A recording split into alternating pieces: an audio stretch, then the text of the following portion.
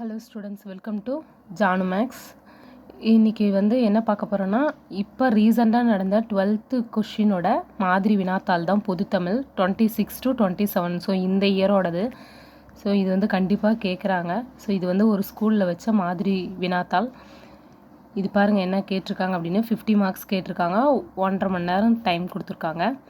So first question பாருங்கள் 1 marks. அதேமாதிரி second questions. Third மின்ன தனிமொழின் தனி ஆளி அப்படின்ற கொஷின்ஸ் கேட்டிருக்காங்க. ஓகேங்களா. நெக்ஸ்ட்டு இதோட இது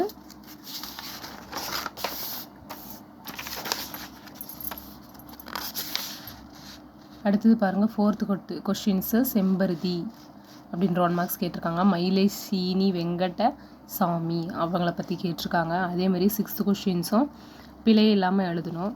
7th கொஷின் பாருங்கள் தமிழ் இங்கிலீஷில் கொடுத்துட்டு தமிழாக மாற்றி எழுத சொல்லியிருக்காங்க. அதேமாதிரி 8th கொஷின்ஸும் ஓகேங்களா. அப்புறம் அடுத்தது 2 மார்க்ஸு. ஸோ 2 மார்க்ஸில் பாருங்கள் பகுதி 1ல் தமிழர் வளர்ந்த அழகு கலைகள் நூல் பற்றி குறிப்புரைகள்னு கேட்டிருக்காங்க. 17 கட்டாய வினான்னு சொல்லியிருக்காங்க. ஓகேங்களா.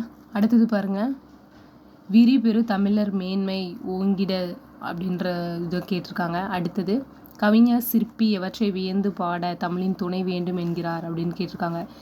12வது பாருங்கள் விடியல் வனப்பு இரு சொற்களையும் ஒருங்கே அமைத்து ஒரு தொடர் எழுதுக கேட்டிருக்காங்க. அதேமாதிரி 13வது கொஷின்ஸ் பாருங்கள் 14 15 பாருங்கள் இங்கிலீஷில் கொடுத்துட்டு தமிழாக்கம் இருக்கும். ஆங்கில சொற்களுக்கு நிகரான தமிழாக்கம் தருக கேட்டிருக்காங்க. 17 கட்டாய வினான்னு கேட்டிருக்காங்க. அதை கண்டிப்பாக எழுதணும். ஓங்களிடை என தொடங்கும் மனப்பாட பாடல் அதுதான் கேட்டிருக்காங்க. அடி பாராமல் எழுதுக. ஓகேங்க. பிழை இல்லாமல் அதனுடைய அடியும் கரெக்டாக எழுத சொல்லியிருக்காங்க. பகுதி 3 4 வினாக்களுக்கு விடைகளுக்க வாகை திணை அதை பற்றி கேட்டிருக்காங்க. அப்புறம் திரும்பவும் 1 மார்க்ஸில் கேட்ட மாதிரியே மயிலை சீனி வெங்கடசாமியின் வரலாறு ஆய்வுகளை விளக்குக அப்படிங்கிறாங்க. அது இம்பார்ட்டன்ட் கொஸ்டின்ஸ் கூட. ஸோ கண்டிப்பாக படிச்சிருங்க. நெக்ஸ்ட்டு பாருங்கள் அடுத்தது 20 செம்பருதி மலைமேட்டில் தலையை சாய்ப்பன அதை பற்றி கொஷின் கேட்டிருக்காங்க. அடுத்தது 21 22 பாருங்கள். அடுத்தது அதோடது கண்டினியூவே ஒரு பாடல் கொடுத்து அந்த பாடலுக்கான மையக்கருத்து மோனை எதுகை எழுத சொல்லியிருக்காங்க நயங்கள். ஓகேங்களா.